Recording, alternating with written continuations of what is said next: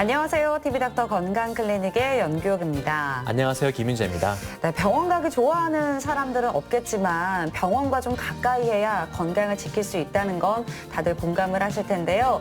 그런데도 좀 진료받으러 가기 꺼려지는 그런 병원들이 있습니다. 네, 맞습니다. 남성의 경우에는 비뇨기과가 그렇고요. 여성의 경우에는 산부인과가 그런데요. 두 진료 과목 모두 정기적인 검진을 받고 질환을 조기에 발견을 해서 치료를 해야 됨에도 불구하고 많은 분들이 여전히 가기를 꺼려하는 그런 곳이죠. 네, 맞습니다. 그중에서도 오늘은 그 여성들에게 여전히 좀 멀게만 느껴지는 산부인과 질환에 대해서 자세히 알아볼까 하는데요. 특히나 이 여성의 건강을 심각하게 위협하는 질환들에 대해서 살펴보도록 하겠습니다. 먼저 오늘 함께해 주실 분 화면으로 소개해 드릴게요. 자궁과 난소는 이제 더 이상 출산만을 위한 기관이 아니다.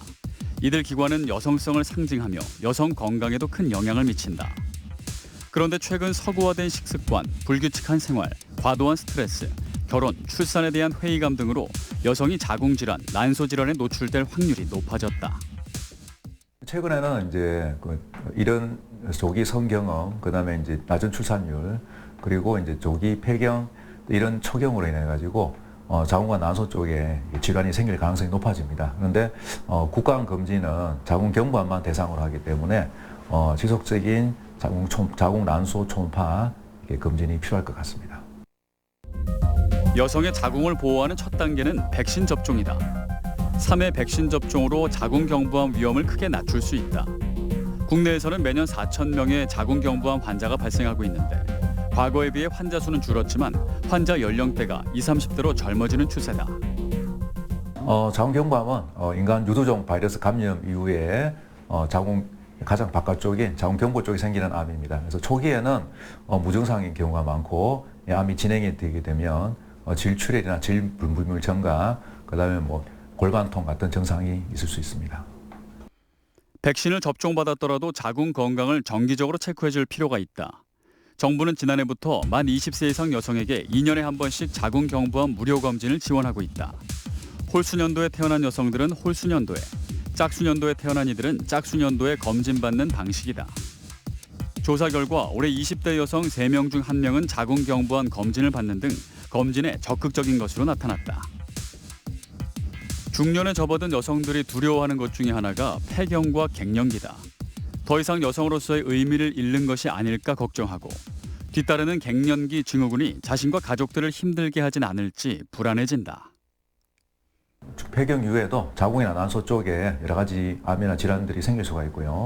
그래서 지속적인 검진이 필요합니다. 그래서 암 전 단계나 암 초기 단계에서 발견해서 빨리 치료하는 것이 중요하겠고, 특히 폐경 이후에 또 무분별한 건강식품 섭취나 이런 걸 좀 피해 주는 게 좋을 것 같습니다. 여성 질환은 초기에 발견하면 간단한 약물 치료로 끝날 수도 있지만 뒤늦게 발견되면 수술적 치료가 필요한 경우도 적질 않다. 하지만 증상이 뚜렷하지 않아 초기에 발견이 어려운 만큼 최소 1년에 한 번씩은 검진을 받고 진단과 함께 바로 치료할 수 있도록 하는 것이 좋은데 오늘 TV닥터 건강클리닉에서는 산부인과 전문의 박정현 과장과 함께 여성의 건강을 위협하는 자궁과 난소 질환에 대해 자세히 알아본다. 네, 산부인과에서 진료하는 질환들이 참 다양하고 많습니다. 가볍게 경과를 관찰하면서 지켜봐도 되는 질환이 있는가 하면 시간을 다투는 아주 위중한 질환들도 많은데요. 특히나 이제 종양, 암 이런 단어들은 듣기만 해도 좀 겁이 나는 것 같습니다. 맞습니다. 한 연구 결과를 보니까 성인 여성의 약 53%가 생식기 건강 이상을 경험했음에도 불구하고 병원에 가지 않고 집에서 약을 먹거나 그냥 참는 경우가 많다고 하더라고요. 그만큼 산부인과의 문턱이 높다는 뜻이겠죠. 네, 맞습니다. 그래서 오늘 이 시간은 산부인과 질환에 대해서도 좀 잘 알 수 있는 시간이 됐으면 좋겠고요. 또 산부인과에 우리가 좀 주기적으로 검진을 가야 되는 그 필요성에 대해서도 좀 많이 알 수 있는 그런 시간이 됐으면 좋겠습니다. 화면으로 소개해드렸던 박정현 과장과 오늘 함께하겠습니다. 과장님 어서 오세요. 네, 안녕하세요. 네, 반갑습니다. 이제 뭐 저희가 항상 이 프로그램을 통해서도 뭐 산부인과 검진을 주기적으로 가세요라고 말씀을 드리지만 저조차도 좀 실천이 어려운 것 같습니다. 아마 좀 많은 여성분들이 저와 같지 않을까 싶은데 어떻습니까? 네, 맞습니다. 모든 질병이 정기 검진이 중요하겠지만 특히 산부인과 질환은 정기 검진이 중요합니다. 정기 검진으로 초기에 질환이 발견되면 다른 질환과 비교해서 후유증 없이 치료가 가능합니다. 특히 자궁경부암은 초기에 발견되면 자궁 적출 수술을 하지 않고 자궁경부 원축 절제술이라는 간단한 시술로도 완치되는 경우가 많습니다. 자궁 내막의 질환도 수면 마취하에 간단한 조직 검사로 진단 가능하기 때문에 비정상 출혈이 있을 경우에는 산부인과를 방문해서 진료를 받으시기를 권해드리고요. 특히 국가암 검진은 자궁경부암만 해당이 됩니다.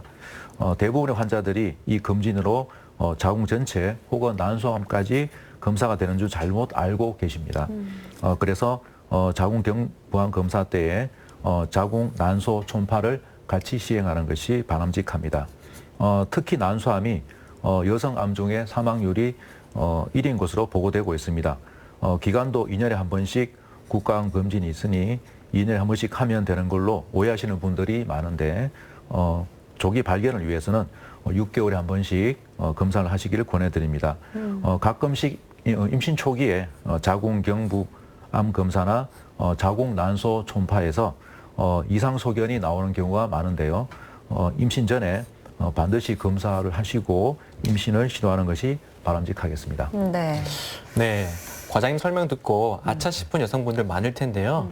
그럼 이렇게 주기적으로 산부인과를 가야 하는 이유, 여성들의 건강을 위협하는 부인과 질환들에 대해서 알아보겠습니다.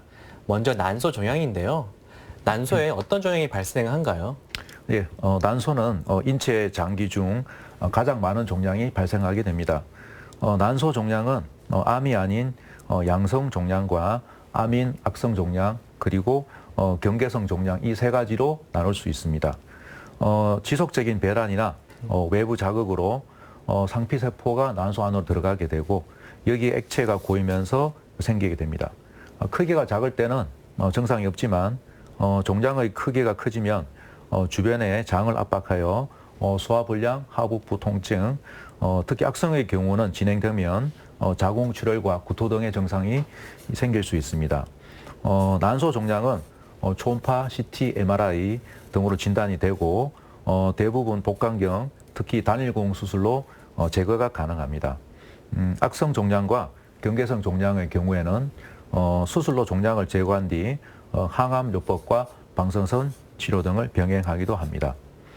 다음 그림을 보시면 왼쪽 부분은 물주머니 형태의 종양인 낭종이고 오른쪽 부분은 고체 형태의 종양인 고형 종양입니다. 다음 그림은 물주머니 형태의 낭성 종양과 난소의 자궁 내막 쪽이 같이 존재하는 수술 전 초음파 사진입니다. 네. 뭐 이 양성 종양 그리고 악성 종양 또 경계성 종양으로 나누어진다라고 말씀을 해주셨는데요. 이제 가장 걱정이 되는 건 아무래도 이제 암일 것 같습니다. 앞에서 이제 난소암 잠깐 말씀해주셨는데 보기에도 좀 많이 위험한 암인 것 같습니다. 어떻습니까? 예, 난소암은 난소에 발생하는 악성 종양으로 50에서 70세 사이에 제일 많이 발생합니다. 국가암 등록사업 통계에 의하면 한국 여성 중 매년 2,500여 명이 새로이 난소암을 진단받고 있고 자궁경부암에 이어서 두 번째로 흔한 부인과 암입니다. 난소암의 약 90%를 차지하는 상피성 난소암은 대부분 3기 이상의 진행된 상태에서 발견되기 때문에 5년 생존율이 매우 나빠 40%가 채 되지 않습니다. 네, 대부분의 암이 발생을 하고 진행을 해도 우리 몸에서 증상을 느끼는 경우가 많지가 않거든요. 난소암의 경우는 어떤가요? 예, 초기에는 특별한 증상이 없이 대부분 병이 진행된 상태에서 난소암 진단을 받게 됩니다. 골반통, 복통, 식이곤란, 그리고 쉽게 포만감을 느낄 수 있고 절방뇨, 빈뇨 등 소화불량, 성교통, 변비, 생리양상의 변화 등의 증상이 있으며 진행된 난소암에서는 복부 팽만, 오심, 하복부 및 다리 통증, 다리 부종, 체중 변화 등의 증상을 나타냅니다. 네. 이제 증상을 느끼고 나서 이제 병원에 가서 진단되는 경우가 많은지 아니면 요즘은 좀 건강검진도 많이 하시잖아요. 그러면 이 검진을 통해서 좀 발견되는 경우가 많은지 좀 궁금하거든요. 예, 난소는 골반 깊은 곳에 위치하기 때문에 특별한 증상을 느끼지 못하는 경우가 많습니다.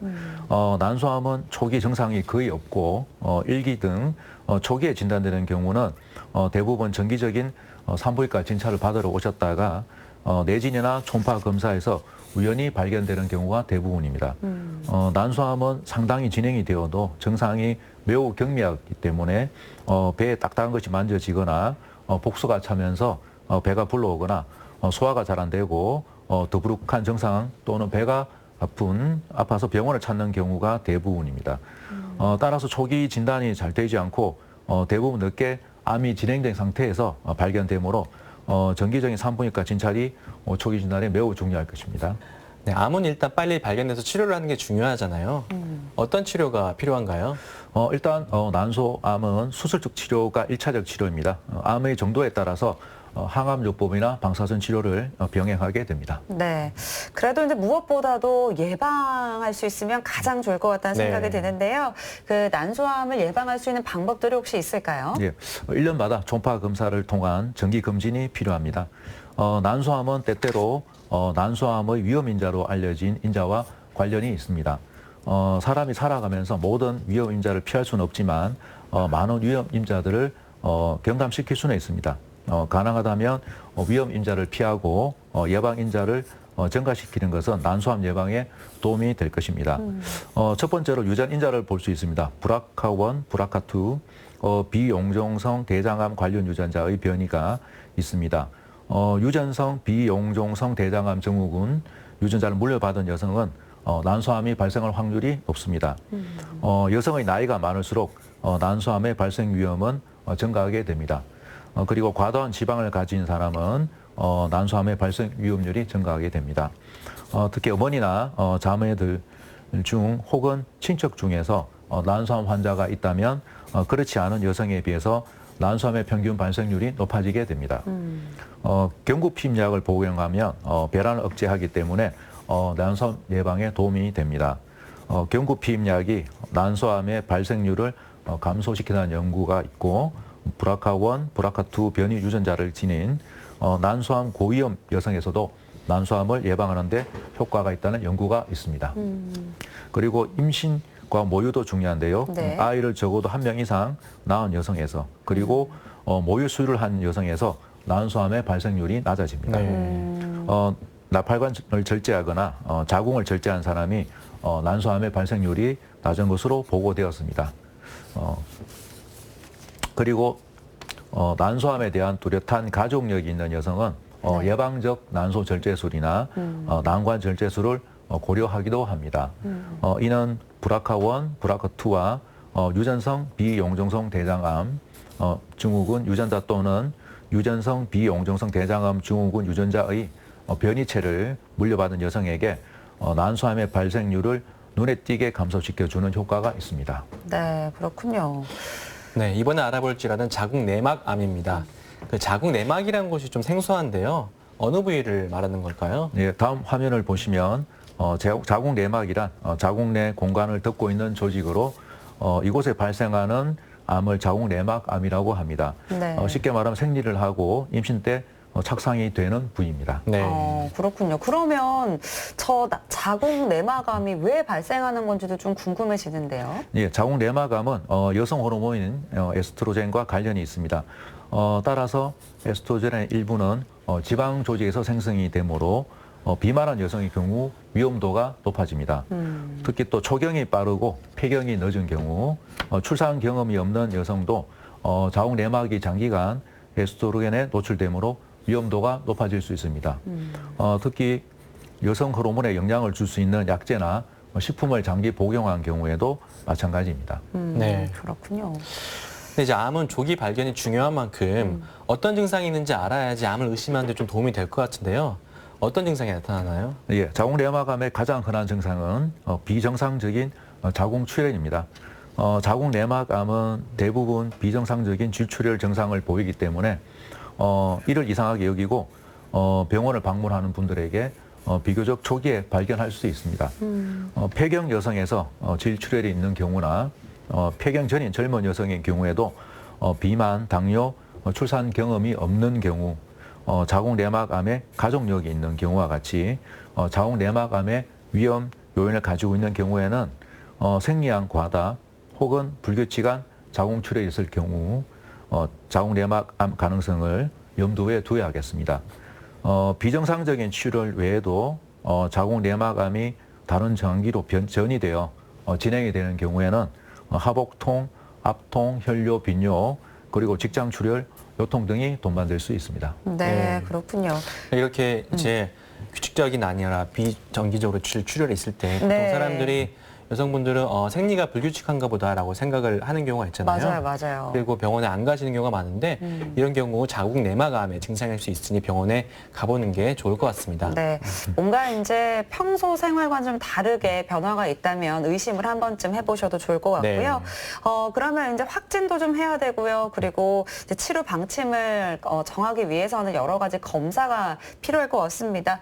어떤 검사로 진단을 하게 될까요? 네, 자궁 내막암의 진단은 일단 다음 그림에서 보시는 것처럼 네. 질식 초음파 검사로 자궁 내막의 모양과 두께를 관찰하여 이상 소견이 보이는지 확인하고 자궁 내막 조직 검사를 시행하여 확진을 하게 됩니다. 자궁 내막 검사에서 이상이 발견되지 않았으나 검사가 더 필요하다고 생각되는 경우에는 자궁 내시경 검사를 시행합니다. 이 환자의 경우에도 증상 없이 건강검진을 초음파에서 자궁 내막이 비후 소견이 있었고 액체 성분이 있어가지고 발견되었습니다. 그래서 조직 검사 후에 확진된 케이스입니다. 자궁 내막암의 1차적 치료는 수술이고 네. 수술은 전자궁 적출술, 양측 난소 절제술, 골반 및 대동맥 림프절 절제술도 같이 시행하게 됩니다. 수술 후 자궁 내막암 병기가 결정되고 병기 및 재발 위험 인자 유무를 종합하여 수술 후 보조적인 방사선 치료와 항암 치료를 계획하게 됩니다. 조기 진단된 자궁 내막암의 5년 생존율은 85% 이상으로 여우가 매우 좋기 때문에 조기 진단 및 치료가 중요합니다. 네. 다음은 자궁 내막 증식증입니다. 이거는 암과는 좀 다른 질환 같은데 어떤 질환인가요? 예, 자궁 내막 증식, 비정상적으로 증식하면서 자궁 출혈을 일으키는 질환입니다. 자궁 내막은 여성 호르몬인 에스트로겐에서 증식하고 황체 호르몬인 프로게스테론에서 안정화됩니다. 그러므로 에스트로겐이 지속적으로 또는 많이 만들어지면 자궁 내막은 과도하게 자라게 되고 이에 따라서 배란 장애로 프로게스테론이 나오지 않아서 월경이 나오지 않으면 자궁 내막이 떨어지지 않고 계속해서 자라게 됩니다. 난소 쪽이나 난소 혹이나 비만 등 난소나 지방에서 에스트로겐을 많이 만들어내는 경우 에스트로겐만 복용하는 호르몬 치료제를 사용하거나 에스트로겐이 함유된 식품을 장기간 섭취하는 경우 배란 장애가 있어 생리가 불순한 경우 잘 생기는 병입니다. 폐경 여성은 지방 조직에서 생성된 에스트로겐의 자극으로 생길 수 있으므로 드물지만 폐경기 이후에 노령에서도 생길 수가 있습니다. 네. 이 질환은 비교적 자주 생기고 비정상 자궁 출혈로 빈혈이 잘 생기며 배란 장애 때문에 부림의 원인이 되기도 하고 자궁 내막암으로 진행할 수 있기 때문에 중요합니다. 네. 자, 앞에서 알아봤던 질환과 마찬가지로, 그러니까 여성 호르몬, 이 에스트로겐의 영향을 좀 많이 받는다라고 말씀을 해주셨습니다. 네. 그렇다면 이제 증상은 어떤 것들이 나타나는지 궁금한데요. 예, 주된 증상은 부정 자궁 출혈이고요. 월경 가자증도 생기는데 출혈량은 사람에 따라서 조금씩 다를 수 있습니다. 정식이 심해도 출혈이 별로 많지 않은 환자가 있고 그 반대의 경우도 있을 수 있습니다. 출혈이 생기는 원인은 너무 많이 정식된 자궁 내막이 월경을 할 때 또는 월경과 관계없이 떨어져 나오기 때문입니다. 그러니까 아까 말씀드린 것처럼 내가 생리할 때가 안 되는데 생리를 한다거나 이런 경우가 이제 자궁 내막 증식증의 증상이라고 할 수 있거든요. 네. 근데 이런 거에 대해서 별로 심각하게 생각하지 않는 경우가 대부분이죠. 왜냐하면은 뭐 규칙적으로 생리할 수도 있지만 그렇지 않을 수도 있으니까요. 그렇죠. 아는 그래서 경우도 많아서. 예, 자궁 내막 증식증이랑 자궁 내막암이랑 또 그냥 정상적인데 생리가 이제 불규칙한 경우라든지 이런 게 다 헷갈릴 것 같은데 진단을 어떻게 할 수 있을까요? 예, 진단은 질식 초음파로 자궁 내막 두께를 확인하고 자궁 내막 조직 검사를 시행하여 진단합니다. 다음 화면을 보시면 네. 초음파상 자궁 내막이 두꺼워진 소견이 있습니다. 이 환자의 경우도 자궁 내막 조직 검사를 시행하였고 자궁 내막 증식증을 진단한 경우입니다. 네, 이제 초음파로 이제 네. 두께를 확인을 한다라고 말씀을 해주셨습니다. 근데 이제 이 자궁 내막 증식증이 무서운 이유가 이게 잘못하면 이제 암으로 발전할 수 있다고 하는데요. 어떻습니까? 네, 복합형 증식증은 그대로 두면 5 내지 10%에서 자궁 내막암이 되는 것으로 되어 아이고, 있습니다. 특히 폐경기 이후의 여성에서는 가능성이 더욱 높아질 수 있습니다. 2형 자궁 내막 증식증의 경우는 자연히 정상으로 회복되는 경우도 있지만 암으로 악화될 가능성이 8 내지 29%로 연구자마다 차이가 있습니다. 치료로는 황체 호르몬인 프로게스테론을 이용한 약물요법과 수술적 요법이 치료라고 할 수 있습니다. 네, 이렇게 이제 여성에게서 발생할 수 있는 질환들을 살펴보다 보니까 이제 산부인과 검진을 좀 꼬박꼬박 잘 가야겠다 네. 이런 생각들도 드는데요. 다음으로 알아볼 암은 암이긴 한데 좀 다른 암들과는 좀 달리 확실한 예방법이 나와 있는 암이죠. 네, 맞습니다. 바로 자궁경부암인데요. 자궁경부암은 또 예방 백신이 있기 때문에 사람들이 관심이 높은 암이죠.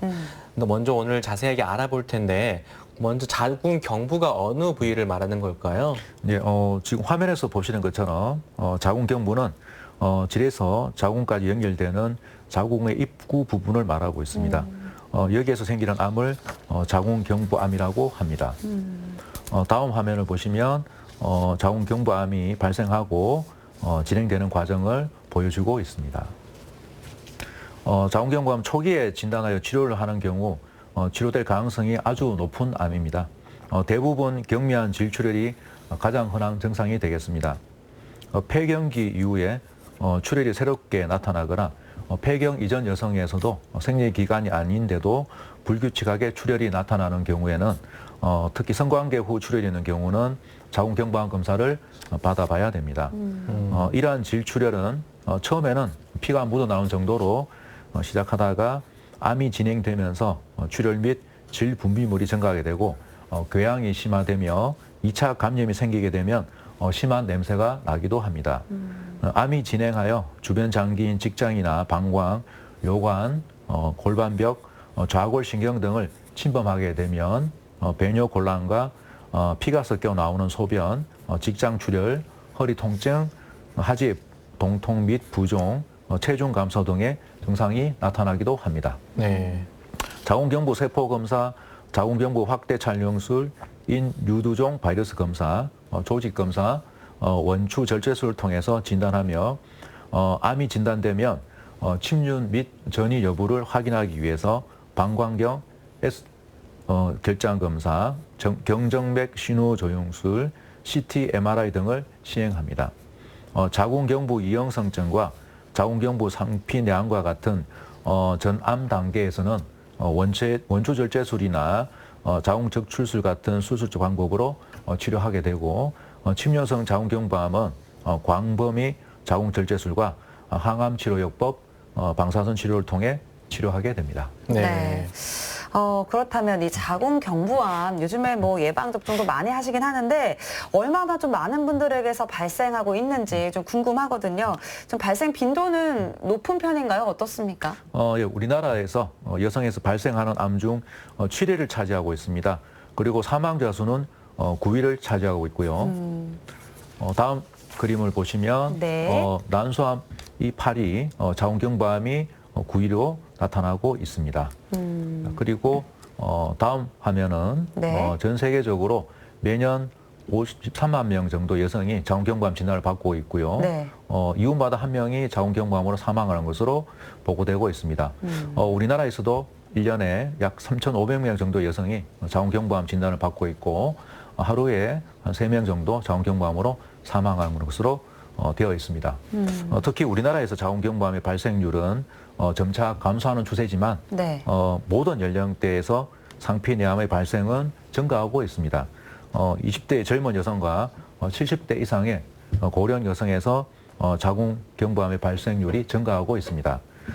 자궁경부암이 절대적으로 감소한다기보다는 조기 진단으로 전암 단계에서 초기의 진단 및 치료가 되고 있기 때문으로 생각됩니다. 치료가 이제 빨리 되니까 그렇죠. 조기 발견도 많이 가능해졌고요. 네. 네. 대부분의 암이 이제 원인이 어떤 것이다라고 추정은 할 수 있지만 명확하게 우리가 확진을 할 수는 없는데요. 그렇죠. 자궁경부암의 경우에는 원인이 굉장히 명확하다고 합니다. 어떤 건가요? 예, 자궁경부암의 원인은 고위험군 인유두종 바이러스의 지속적인 감염이 원인이 됩니다. 인유두종 바이러스는 자궁경부암 조직의 약 99.7%에서 검출이 됩니다. 자궁경부암의 원인이 명확히 밝혀진 암이라고도 할 수 있습니다. 네.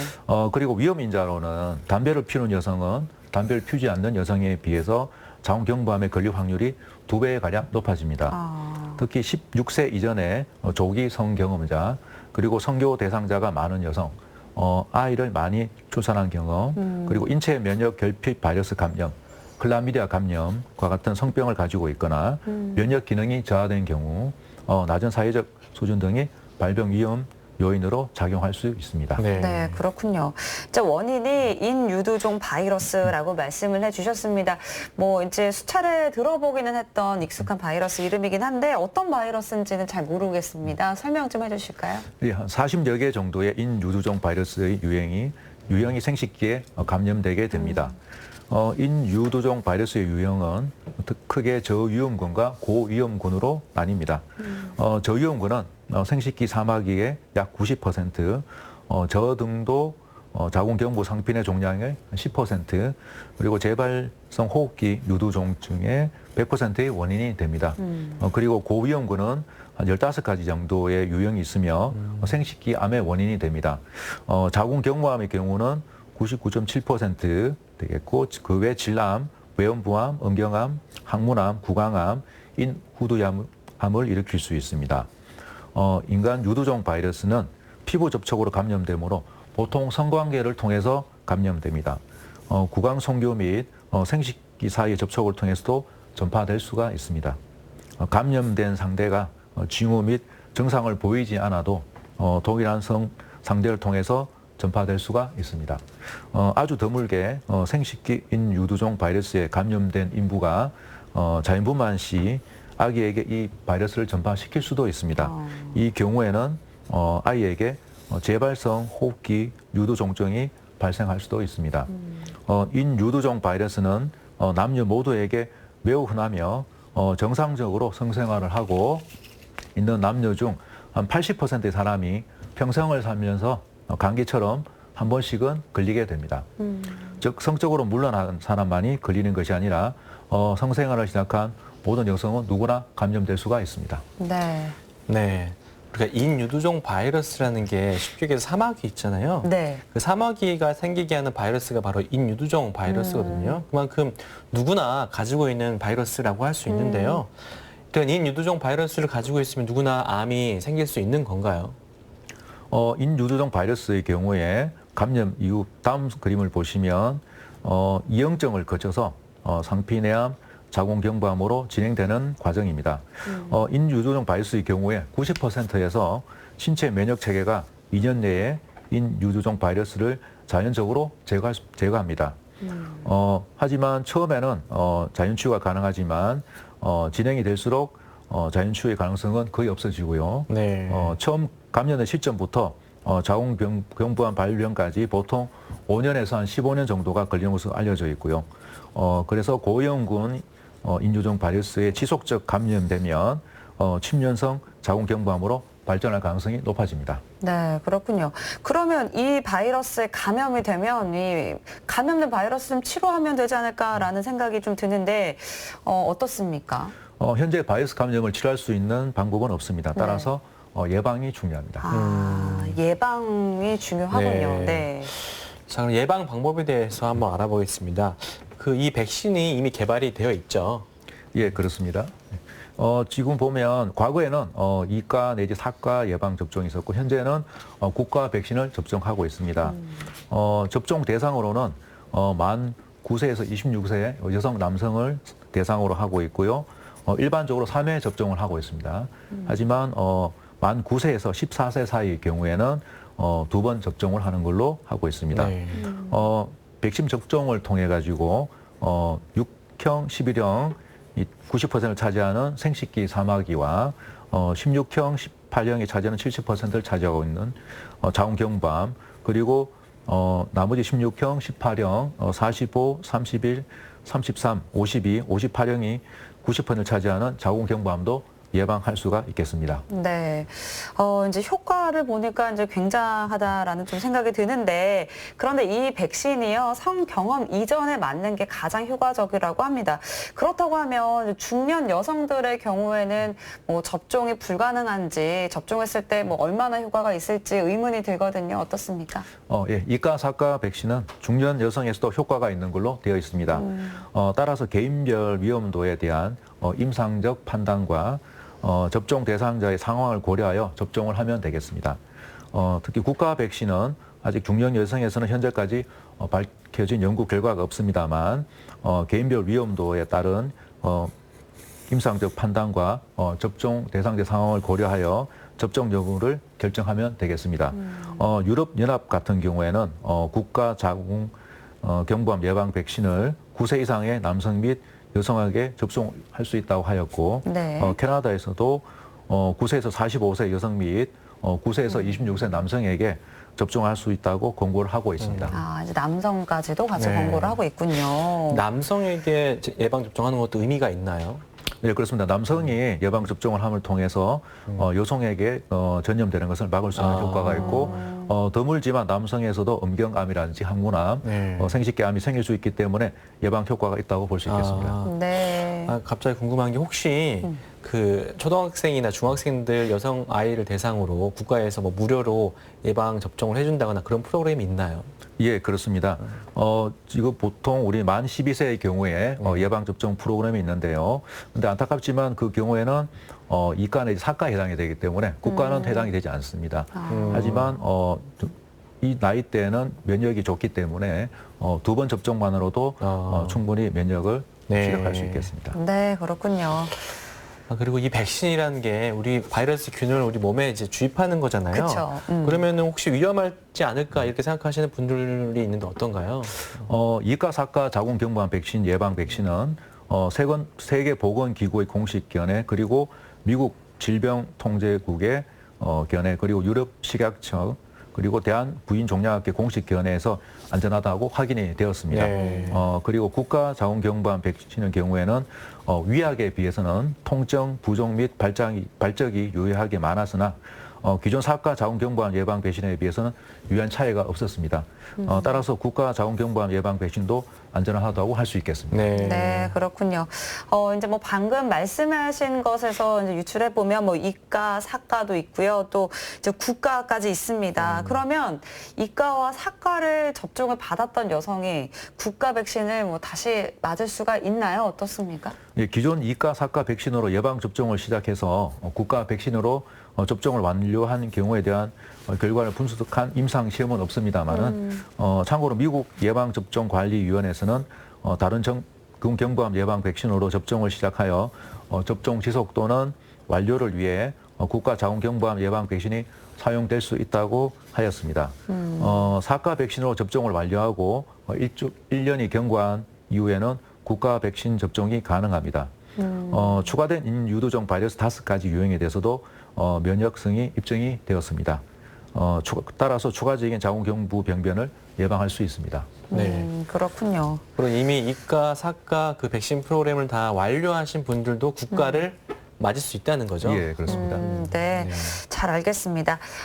자, 그러면 이제 접종을 받으신 분들은 조금이나마 이제 마음을 내려놓으실 것 같기도 한데, 그럼 이런 분들은 뭐 조기 검진이나 그러니까 조기 발견을 위한 검진 같은 거 좀 신경을 안 써도 되는지 이런 부분들도 궁금하거든요. 어떻습니까? 자궁경부암 예방 백신을 접종 후에도 네. 현행 자궁경부암 정기 검진은 변경 없이 지속돼야 됩니다. 계속 해야 네. 되는군요. 네. 백신 접종 전 사전 검사는 어떤 연령대에도 권고되지는 않고요.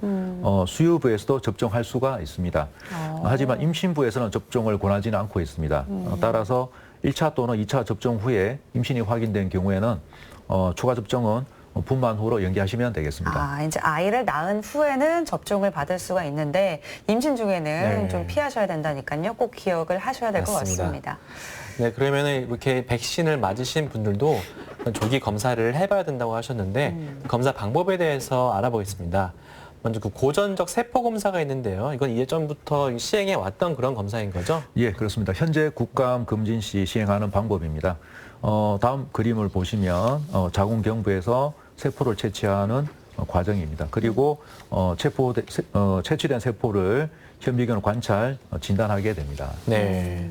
이거 많이 아플 것 같은데 어떤가요? 검사 자체는 아프진 않은데 환자분들이 좀 긴장을 하시기 때문에 조금 딱딱한 질경을 사용함으로 인해 가지고 약간 통증을 느낄 수가 있습니다. 네, 그렇군요. 그리고 이제 검사 중에 액상 세포 검사라는 검사가 있습니다. 이 검사는 어떤 검사인가요? 액상세포 검사는 고전적 세포 검사에 비해서 세포 전달률이 높기 때문에 부적절한 검체일 발생의 빈도를 줄이는 효과가 있을 수 있습니다. 네, 다음은 인유두종 바이러스 검사입니다. 이 바이러스 검사를 해보면 그 감염이 되어 있는지 안 되어 있는지 알 수가 있는 거죠. 예, 그렇습니다. 자궁경부암 생식기 사마귀의 주요 원인인 인간 유두종 바이러스 감염 여부를 확인하는 검사 방법입니다. 일단 16번, 18번을 포함한 고위험군 그리고 6번, 11번을 포함한 저위험군 그 외 다른 타입의 유두종 바이러스를 검출할 수가 있습니다. 예. 네. 그리고 또 이제 자궁경부 확대 촬영 검사라는 게 있습니다. 이건 어떤 검사인지 설명 좀 해주시죠. 예, 자궁경부 확대 촬영 검사는 자궁경부의 형태학적 이상 유무를 확인하는 검사 방법입니다. 초산을 자궁경부에 충분히 도포한 다음에 자궁경부 이미지를 촬영하면 촬영된 이미지가 컴퓨터로 전송이 되고 다수의 판독 자격을 받은 판독자들에 의해서 판독이 됩니다. 초산이 상피와 기질 내 단백질에 가역적 응고 반응을 일으켜서 상피의 투명도가 변화를 일으킵니다. 그래서 화면에 보시는 것처럼 네. 세포 분열이 빠른 핵이 큰 세포들 안에는 단백질이 상대적으로 많아서 광 반사가 증가하게 되고 더 하얗게 보입니다. 네. 따라서 이형성증의 정도가 심할수록 더 하얗게 됩니다. 네, 이렇게 말씀해 주신 것만 해도 검사 그런 방법이 여러 가지가 있는데 네. 우리가 이제 주기적으로 어떤 검사를 해야지 효과적일까요? 예, 일단 다음 그림을 보시면 일단 자궁경부암은 미국도 마찬가지고 한국도 그렇고 20세 이상의 여성에게 해당이 됩니다.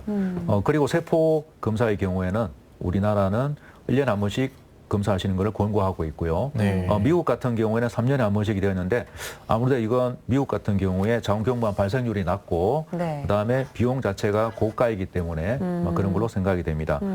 그리고 자궁적초수를 받은 경우에도 자궁경부암을 검사를 하시는 게 권장드리고 있고 물론 자궁경부암 예방접종을 한 경우에도 비접종자와 동일하게 검사를 시행해야 되겠습니다. 네.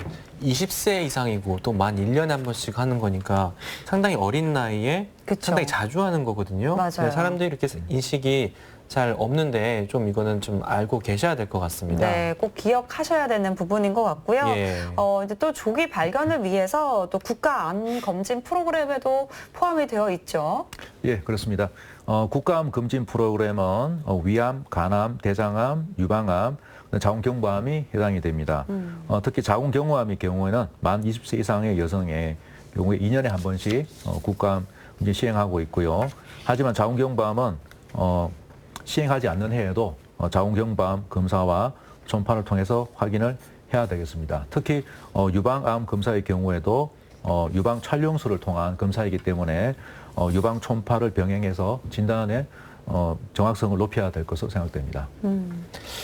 네, 마지막으로 인유두종 바이러스 백신에 대해서는 국가에서 필수 예방 접종을 하고 있는데요. 어떤 사업인가요?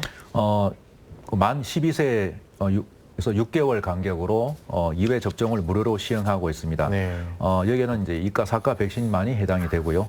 이 시기에 예방 접종을 하면 성경험 전에 면역이 생기므로 최적의 효과를 볼 수 있습니다. 특히 9세에서 15세 연령에서 접종 시에는 그 이상 연령에서 접종한 경우보다 면역 반응이 높게 나타납니다. 2회 접종 시 면역 원성이 성인 여성이 3회 접종과 비교해서 떨어지지 않는 것으로 보고되고 있습니다. 네, 우리 부모님들께서 꼭 기억하셔서 네. 아이들 접종도 잊지 말고 해주셔야 될 것 같습니다. 네, 오늘은 박정현 과장과 함께 여성들에게 발생할 수 있는 여러 가지 종양에 대해서 알아봤습니다. 과장님 오늘 말씀 감사합니다. 네, 감사합니다. 네, 한 번 발생을 하면요, 긴 치료 시간이 필요하고요. 그리고 또 잘못하면 사망에도 이를 수 있는 게 바로 암입니다. 그런데 오늘 이 시간을 통해서 이렇게 예방 방법들도 존재를 하고 또 예방 백신도 있다고 하니까 잊지 말고 꼭 챙겨보셔야 될 것 같습니다. 네, 특히 자궁경부암의 경우에는 국가에서 조기 검진도 하고 있고 백신 예방 사업도 하고 있으니 꼭 챙기셔서 예방을 하시길 바랍니다. 네, TV라이터 건강클리닉 오늘은 여기까지입니다. 저희는 다음 이 시간에 다시 찾아뵙겠습니다. 고맙습니다.